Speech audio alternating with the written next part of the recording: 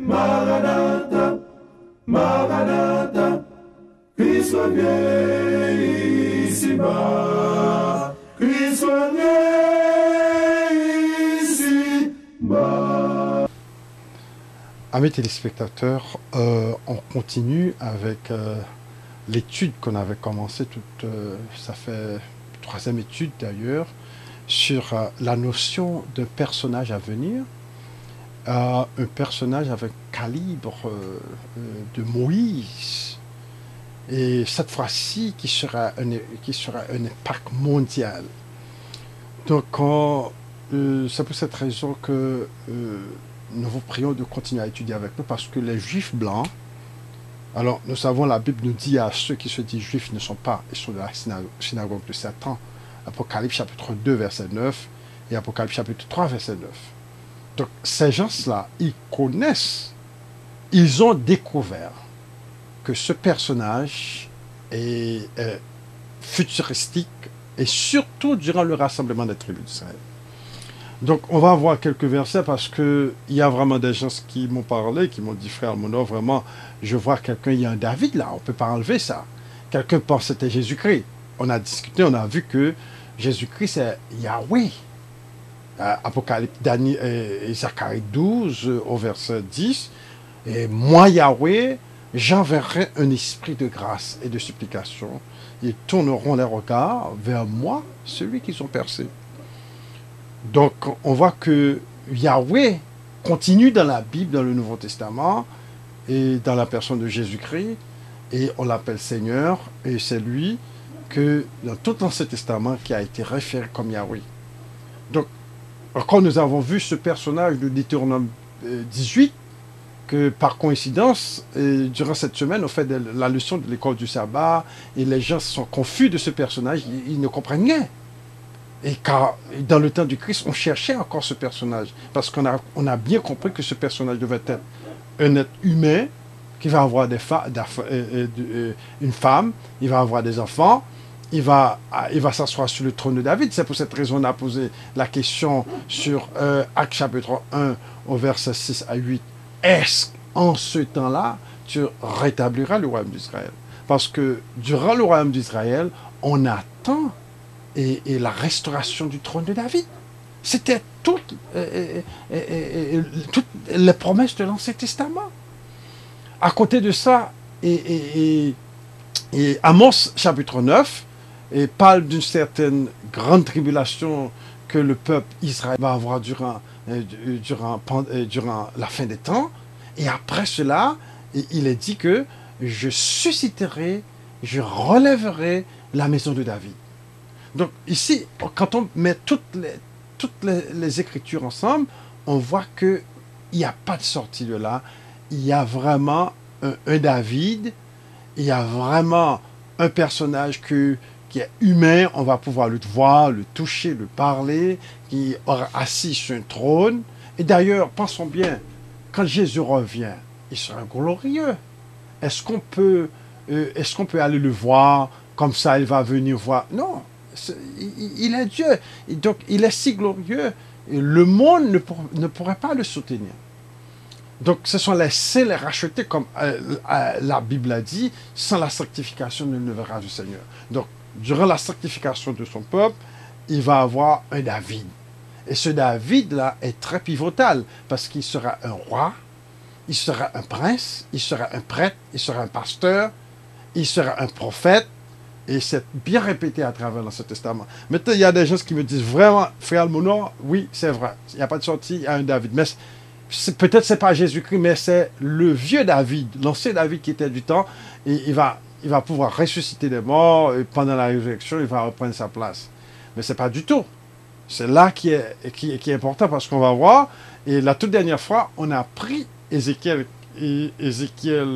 46 au verset 16, on a donné un avertissement à ce prince, qui serait David, et de ne pas prendre les biens du peuple pour donner à ses enfants.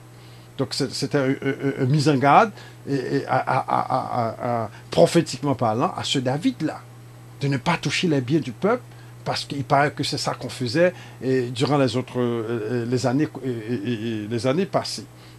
Maintenant, je vais lire pour vous dans Jérémie chapitre 23. Jérémie chapitre 23, commencez au verset 5. Ici, on veut montrer, c'est pas Jésus-Christ. On a déjà mentionné ça dans les autres émissions qu'on a déjà faites. Mais on va vous montrer, c'est un fils de David dans la fin des temps. Et c'est très important. Et Jérémie chapitre 23, on lit, « Voici le jour vient, dit l'Éternel, où je susciterai à David un germe juste. » Là, c'est très très fort. Ézéchiel, durant le temps de la deuxième déportation, le temps des Babyloniens, et on parle ici de 585 avant Jésus-Christ. Donc, cette prophétie, la prophétie de David, dans 2 Samuel chapitre 7, a été faite durant le temps de David. On parle près de 500 ans avant Ézéchiel. Ézéchiel, dans son temps, je susciterai, signifie quelqu'un qui va venir dans la scène du monde pour la première fois. Et il va bourgeonner comme un petit bourgeon pour la première fois. Il va paraître dans le monde. Et je susciterai, et ressusciter, c'est quelqu'un qui était en vie, revoit la vie, et susciterai, c'est quelqu'un qui apparaît pour la première fois. C'est du français, c'est très simple. Et le mot susciterai, c'est-à-dire pour la première fois, ressusciterai, c'est-à-dire revivre de la mort. Donc je susciterai pour la première fois ce personnage à David, l'ancien David, celui qui est mort depuis longtemps. D'ailleurs, on voit le même langage avec 2 Samuel chapitre 7, commence au verset 12. C'est pas toi qui va bâtir le temple, mais après avoir couché avec tes pères pendant longtemps, je susciterai un de tes fils. C'est la même chose. Et nous avons vu, noir sur blanc, Jésus-Christ n'a pas rempli toutes ces prophéties-là. Donc, encore, on va voir. Et je susciterai à David un germe juste. Le mot germe, synonyme de postérité. Un fils, un petit qui vient. Un reste. Donc là, la distinction est claire, le langage n'est pas compliqué. C'est un fils de David qu'on doit attendre. C'est pas un ancien David. C'est clair, et c'est clair ici, c'est l'un des fils de David. Je susciterai à David un germe. Le germe signifie une postérité, un fils, un arrière-petit-fils. Il régnera en roi et prospérera. Pour ceux qui disent que c'est l'ancien David qui reviendra de la mort pour réasseoir sur son trône, c'est pas du tout vrai. D'ailleurs, ça contredit même toutes les prophéties de l'Ancien Testament. Il pratiquera la justice et l'équité dans le pays. Donc c'est un homme juste comparativement à tous les leaders des enfants d'Israël. Il faut bien dire, il faut bien mentionner que le peuple Israël, la Bible nous dit, il serait comme le sable de la mer. Osée l'a dit, comme les enfants d'Israël seraient comme le sable de la mer, et au lieu de dire, vous n'êtes pas mon peuple, on dirait, ils sont fils de Dieu. Et Ésaïe l'a dit, les enfants d'Israël seraient comme le sable de la mer, et seul un reste reviendra. Donc ici, on parle de peuple nombreux dans la fin des temps. Et ce peuple, c'est le peuple noir qu'on a déjà mentionné, on a déjà étudié. C'est ce peuple noir qu'on va voir dans la fin des temps. Et depuis la Nigeria jusqu'en Afrique du Sud, on peut dire 80%, ce sont les enfants d'Israël. Depuis Nigeria, Cameroun, Congo, et Angola, les deux Congos, on voit Gabon, on voit Bénin, Togo, et Côte d'Ivoire, et même Burkina Faso, Afrique du Sud. Bien sûr, il y a d'autres nations, mais la promesse est accomplie que les enfants d'Israël seraient comme le sable de la mer. Ils sont comme le sable de la mer. Tous les bantous là-bas, ce sont aveuglement les enfants d'Israël. Ils ne se connaissent pas. Ils ne se connaissent pas. Mais ce sont les enfants d'Israël depuis le Ghana et d'autres nations. Ils remplissent l'Afrique là. Ils ont été enlevés, beaucoup d'entre eux ont été enlevés de l'Afrique pour aller travailler en Haïti comme des esclaves, en Martinique, Guadeloupe et toute la Caraïbe. Les Américains noirs, ils sont comme le sable de la mer, comme la Bible l'a dit, mes frères. Ils sont nombreux. Mais regardez une chose, les leaders qui dirigent ce peuple, ils ne dirigent pas le peuple vers la bonne direction. Ils ne se connaissent pas, ils enseignent le peuple les choses que l'Europe les a enseignées. Et le Dieu de la Bible, qui était leur Dieu, qui leur ressemble, ils les enseignent à un Dieu qui ne leur ressemble pas. Ils adorent un Jésus blanc, yeux verts, yeux bleus, choses comme ça, et cheveux lisses. Et le peuple est confus, complètement égaré. Et dans la fin des temps, la Bible nous dit et promet, prophétiquement parlant, on doit nécessairement prier même. Vous allez voir, dans Ézéchiel chapitre, je pense 47 ou 46, on a mentionné, il faut prier pour le prince. Et Somme 89 ou 72, on mentionne aussi que les gens se font prier pour lui. C'est un personnage que vous devez prier pour lui. Quand Jésus-Christ a dit comment prier, il a dit que ton règne vienne, c'est-à-dire que ce personnage soit là pour rassembler les tribus d'Israël. La question qui était posée dans Actes chapitre 1. Est-ce en ce temps-là tu rétabliras le royaume d'Israël? C'est son job. C'est son job. Dans Ésaïe 49, on a mentionné, c'est lui qui va rassembler. Le serviteur d'Ésaïe 49, on a déjà mentionné ça dans l'autre émission. On va voir, on a vu que c'est lui qui a été commissionné par Dieu pour rassembler les tribus d'Israël, pour relever et faire la redistribution de Jacob. Il est le rassembleur des tribus d'Israël. C'est ce même personnage. D'ailleurs, David était appelé quoi? Serviteur de l'Éternel, serviteur de Dieu. Et Moïse était appelé quoi? Serviteur de Dieu. La même chose, dans Ésaïe 49, on l'appelle aussi serviteur de Yahweh, serviteur de l'Éternel. Donc ici, c'est un fils de David dans la fin des temps. Il n'y a pas de sortie de là. On ne peut pas enlever ça dans l'histoire. Et il ne faut pas jouer avec la Bible. C'est trop dangereux, mes frères. Trop dangereux. Pour jouer avec la Bible nous dit, c'est pas l'ancien David qui va revenir dans la scène, mais plutôt c'est un fils à lui. C'est trop répété dans la Bible. Et il régnera en prospérité. Et en son temps-là, c'est-à-dire dans le même temps qu'il sera dans la scène du monde, il fera le rassemblement, il prêchera le rassemblement des tribus. En ce même temps-là, Judas sera sauvé. Donc on va voir le salut de Judas. Judas, c'est quoi? Judas, ce sont ceux qui viennent de l'Afrique de l'Ouest. Et tous les Béninois, les Haïtiens, les Américains noirs, et les Togolais, les Ivoiriens, les Camerounais, ils étaient connus d'ailleurs dans la zone comme la zone de Niger. Ils étaient connus comme la zone. Il y a une carte de 1797, une carte géographique faite par les Portugais. On a appelé la zone le royaume de Juda. Et il y a une ville au Bénin qu'on appelle Aouda qui signifie Juda. C'est d'ailleurs le mot Ouida, c'est cette même ville qui se dit en espagnol Aouda et en portugais Aouda qui signifie exactement Juda. Donc on essaie de tout cacher, mais toutes les informations sont là.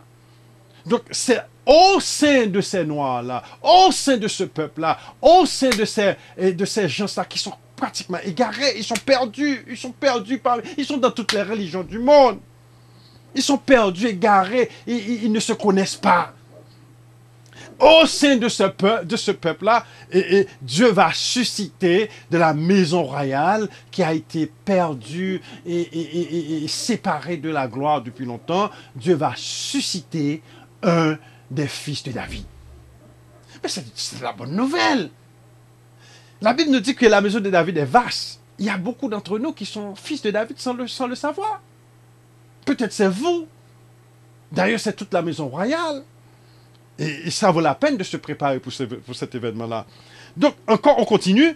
On voit que dans Jérémie 23, en ce temps-là, Judas sera sauvé, Israël aura la sécurité dans sa demeure, et voici le nom dont on appellera. On aura un nom pour lui. L'Éternel, notre justice. C'est pourquoi les jours viennent, dit l'Éternel.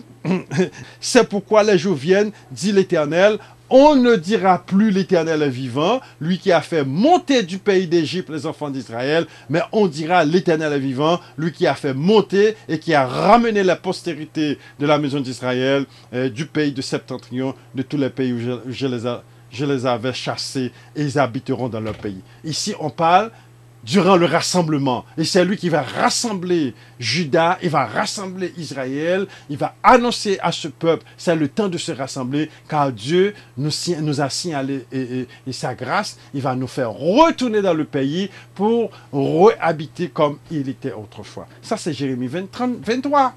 C'est trop clair. Et Jérémie 33, on fait la même chose. Jérémie 33, vous montrez ici, le point capital, c'est de montrer aux gens, durant le rassemblement, dans la fin des temps, durant le temps du salut de Juda et d'Israël, on va voir ce fils de David et qui aura des enfants et il sera prêtre, il sera pasteur, il sera... Oh, chers amis, c'est vraiment extraordinaire. Dieu a un plan, la Bible nous dit dans 1 Corinthiens 9, ce que Dieu a préparé pour ses enfants, ce sont des choses l'œil n'a point vu, l'oreille n'a point entendu. Donc encore ici, on voit des promesses que Dieu va accomplir très bientôt. Lisons, Jérémie 33, on entendra dans ce lieu, au verset 10, ainsi parle Yahweh. Et n'oubliez pas, dans l'Ancien Testament, il n'y avait pas cette notion de l'Éternel, c'était Yahweh. On entendra encore dans ce lieu dont vous dites il est désert, il n'y a plus d'hommes et plus de bêtes. On entendra dans les villes de Juda et de Jérusalem, dévastées, privées d'hommes et d'habitants de bêtes, les cris de réjouissance, les cris d'allégresse, les chants du fiancé et les chants de la fiancée, la voix de ceux qui disent louez l'Éternel des armées, car l'Éternel est bon, sa miséricorde durera toujours. La voix, donc ici on parle un temps de rédemption, un temps d'allégresse, où Dieu n'est plus en colère contre son peuple, il va pouvoir sauver ce qui doit être sauvé parmi son peuple. La voix de ceux qui offrent des sacrifices d'action de grâce à l'Éternel. On parle ici de la restitution du temple. Donc, dans le temps de ce personnage, on va voir la restitution du temple. Dans Zacharie chapitre 6, en parlant de ce même personnage, d'ailleurs, on l'appelle encore Germe. Et Zacharie chapitre 6, Zacharie a dit, voici un homme dont le nom est Germe. Le mot Germe signifie postérité. Donc nous connaissons quelle postérité qu'on parle. On n'a même pas besoin de mentionner autre chose. On connaît quelle postérité, c'est la postérité de David. Donc ici on voit, voici un homme dont le nom est Germe. Il s'élèvera de son lieu et il bâtira le temple de l'Éternel. Qu'a dit l'Éternel dans 2 Samuel chapitre 7 selon la prophétie? C'est par toi, David, qui va bâtir le temple, mais c'est l'un de tes fils. C'est un germe de David. C'est trop clair. Il ne faut pas résister le Saint-Esprit, mes frères et mes sœurs. Il faut prendre au sérieux ces choses. Donc ici, on voit la reconstruction du temple, parce que dans ce temps-là, c'est lui qui va bâtir le temple. Zacharie 6 nous l'a dit. Ce germe s'élèvera dans son lieu, il va bâtir le temple de Yahweh. Car l'Éternel, louer l'Éternel, on entend la voix des actions de grâce dans la maison de l'Éternel. Écoute bien, la notion du temple est complètement enlevée du peuple noir. Le peuple noir n'a aucune idée du temple. Pour eux, Jésus-Christ est mort, on n'a plus besoin de temple, et voilà, et son sang est suffi pour nous. Mais ce n'est pas ça la Bible.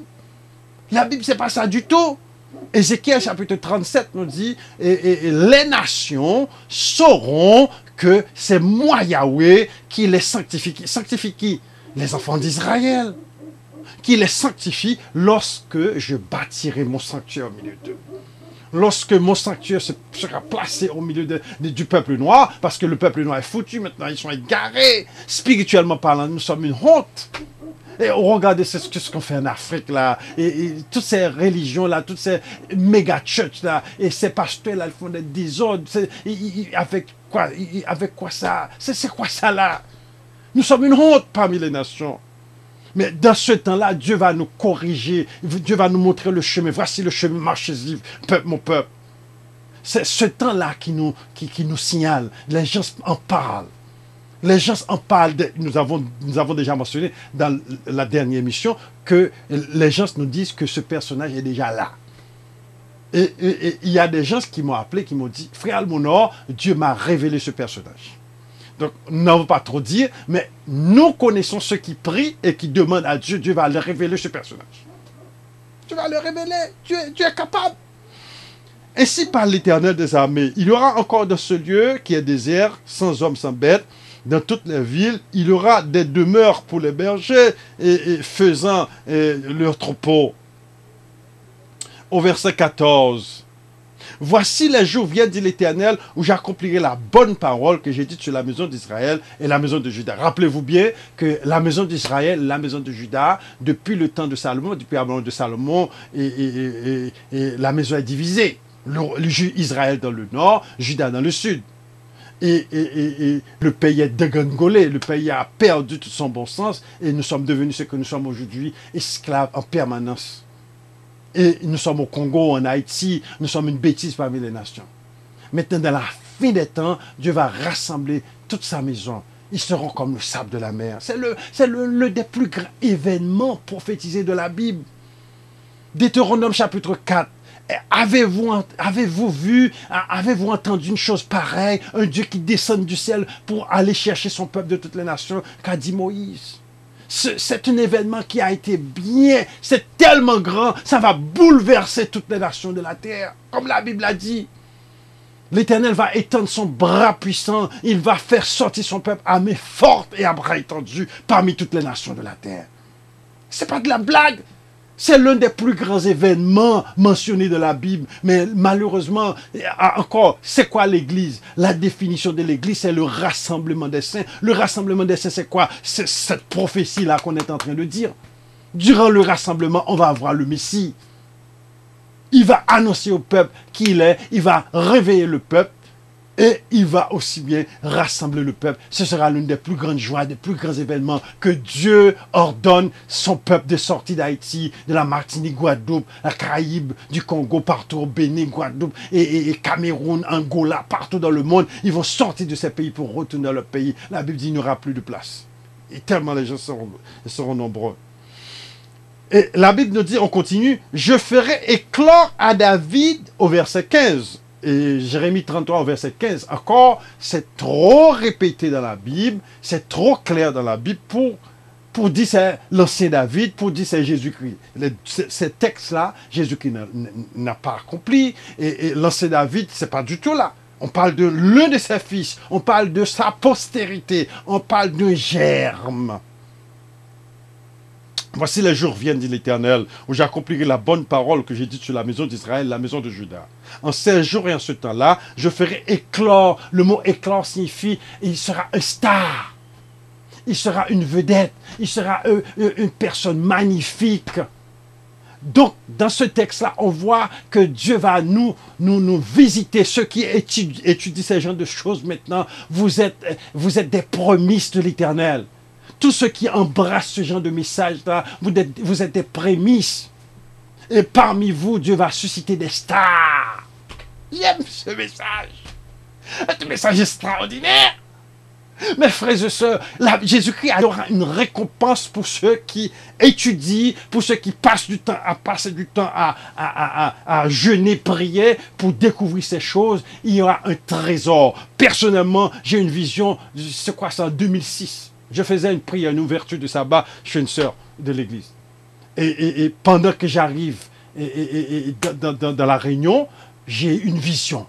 Et dans cette vision, j'ai vu le Père éternel qui a mis dans ma main un trésor du jamais vu. Un trésor que l'homme, on ne peut pas décrire. C'était trop beau. C'était trop magnifique. Il a mis ça dans ma main.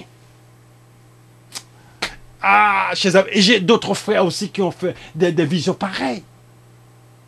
Pendant qu'ils cherchent ces choses, pendant qu'ils font des prières, Dieu les a promis des trésors. Alors, Apocalypse 3 nous dit au verset 10, « Puisque tu as gardé mes paroles, moi aussi je te garderai à l'heure de la tentation qui doit venir pour éprouver les habitants de la terre. » Donc, si nous gardons ces choses, nous allons pouvoir sortir des tribulations à venir. Donc ici, on voit dans Jérémie 33, je ferai éclore, nous serons un star. Ce personnage sera un star, une vedette. Et ça a beaucoup de sens maintenant parce qu'on voit, nous sommes nombreux en Afrique, maintenant nombreux en France, en Allemagne, en Angleterre, en Belgique, partout ils sont là en Europe maintenant, et nombreux en Haïti, nombreux en Amérique, et nombreux dans la Caraïbe. Et la Bible nous dit, il serait un star. Je ferai éclore à David un germe de justice. Il pratiquera la justice et l'équité dans le pays. En ces jours-là, Juda sera sauvé. Jérusalem aura la sécurité dans sa demeure. Voici comment on l'appellera l'Éternel, notre justice. Car ainsi parle l'Éternel, David ne manquera jamais de successeur. C'est un roi qui va avoir des princes. Quand il est sorti de la scène, les princes le remplacent. C'est ça le successeur. Un successeur, c'est quelqu'un qui remplace son... Comme on fait en Angleterre, et comme on fait en Saoudi-Arabie, en des autres pays qui ont de la monarchie. C'est la même chose. On va restaurer la monarchie de David par la grâce de Dieu. Il va avoir des enfants, il va avoir des enfants, et après ses enfants, encore ses petits-enfants. Et pour toujours, durant tout le millénium, ce sera la même histoire. On n'aura pas d'élection. On n'aura pas de coup d'État, on n'aura plus de communisme, on n'aura plus de quoi et de quoi. C'est un seul gouvernement, le gouvernement de Dieu et de David. J'aime ces genres de messages. Dieu va contrôler la terre. Dieu va diriger la terre. C'est décrit dans Daniel chapitre 7.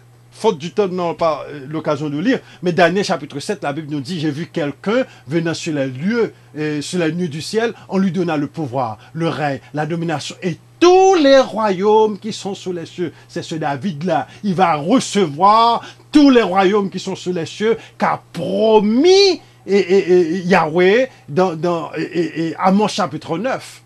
Il a dit, dans ce temps-là, je rétablirai de sa chute la maison de David, je lui donnerai Édom et toutes les nations par lesquelles mon nom a été évoqué. Toutes les nations qui ont invoqué le nom de Yahweh, Dieu va donner ces nations à son serviteur David. Et ce David-là, c'est un nègre, un noir. Parmi nous, c'est pour cette raison-là, c'est très important de connaître qui nous sommes. Nous avons trop souffert. Jusqu'aujourd'hui, nous sommes quoi? Des humiliés parmi les nations. La Bible nous dit dans Jérémie 24, nous serons un peuple humilié et comme des parias des nations. Mais dans les jours à venir, Dieu suscitera parmi son peuple un star. Nous avons pas mal de stars parmi le peuple noir. On a des stars, de temps en temps, on voit des stars. Mais c'est pas ça, c'est pas encore ça. C'est peut-être signal du vrai star. Ces stars-là, c'est peut-être signal des vrais stars. Dans le football, dans le basketball, dans le gouvernement, dans le Hollywood, des choses comme ça. C'est peut-être un signal du vrai star. Parce que Dieu, non seulement il va susciter ce star-là. Vous allez voir, les 144 000 sont des noirs. Ce sont des noirs parce que les noirs, ce sont les tribus d'Israël. Ça n'existe pas des Indiens israélites, Haïti, c'est Lévi, choses comme ça. Ça n'a pas de sens, mes frères et sœurs. Les vrais Israélites, Haïti, c'est un pays mêlé. Ceux qu'on a pris de la côte d'Afrique, ce sont les Juifs, Judas, Benjamin et Lévi. On les trouve en Haïti. Mais les autres qu'on a enlevés de la côte du Congo, ce sont les tribus du Nord. Les tribus du Nord qu'on a mis en Haïti en parlant de Nasser, Gad, des choses comme ça. Donc ici on voit, chers amis, dans Jérémie 33, c'est trop clair. On dit que David ne manquera de successeurs assis sur le trône de la maison d'Israël. Les sacrificateurs, les Lévites ne manqueront jamais devant moi. Donc quand on parle de ce David-là, il doit vous informer aussi de la restitution du temple. C'est son devoir. Et parce que c'est lui qui va bâtir le temple. C'est lui qui va construire le temple. Il serait aussi un roi. Il serait un sacrificateur. On l'a vu. Et Zacharie chapitre 6. Et le germe, il s'élèvera de son lieu. Il bâtira le temple de l'Éternel. Pour offrir des holocaustes. Ainsi parle l'Éternel, si vous pouvez rompre mon alliance avec le jour et avec la nuit, en sorte que le jour et la nuit ne soient plus en leur temps, alors aussi mon alliance sera rompue avec David, mon serviteur, en sorte qu'il n'y aura point de fils régnant sur son trône. Pesez sur le mot fils. C'est pas l'ancien David.